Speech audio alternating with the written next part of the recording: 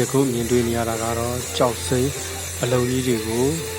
အယောင်တင်ရင်းလုပ်ငန်းလုပ်နေတာဖြစ်ပါတယ်ဒီလုပ်ရုံနေရာတွေကတော့ကျွန်တော်တကယ်ချင်းအလုံးရုံနေတာဖြစ်ပါတယ်